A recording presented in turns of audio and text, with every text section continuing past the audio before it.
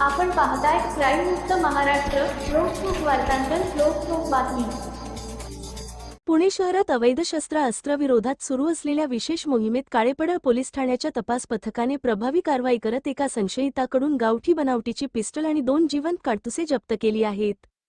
या कारवाईत सुमारे 51,000 रुपये किमतीचा मुद्देमाल हस्तगत करण्यात आला असून आरोपीस अटक करण्यात आली आहे.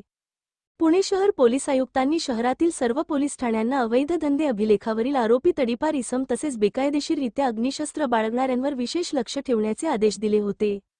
त्यानुसार काळेपडळ पोलीस ठाण्याच्या कार्यक्षेत्रात तपास पथक गस्त घालत असताना पोलीस अंमलदार अतुल पंधरकर आणि शाहिद शेख यांना गोपनीय माहिती मिळाली.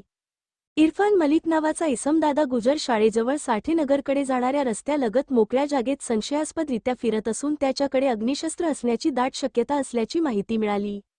सदर माहिती तपास पथकाचे प्रभारी अधिकारी सहाय्यक पोलीस निरीक्षक अमित शेटे यांना देण्यात आली. त्यांच्या मार्गदर्शनाखाली पथकाने तात्काळ घटनास्थळी जाऊन सापळा रचला. पोलिसांना पाहताच संशयित इसम घाबरलेल्या अवस्थेत पळून जाण्याचा प्रयत्न करू लागला.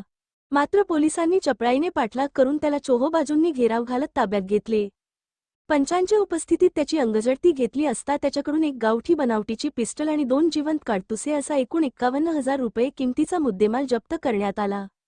आरोपीचे नाव इरफान रईसुद्दीन मलिक, राहणार संकेत विहार, काळेपडळ, पुणे असे आहे. या प्रकरणी त्याच्याविरुद्ध काळेपडळ पोलीस ठाण्यात आर्म ॲक्ट कलम 325, भारतीय न्याय संहिता कलम 3.5 तसेच मुंबई पोलीस कायदा कलम 37(1)(3) सह 135 अन्वये गुन्हा दाखल करण्यात आला आहे.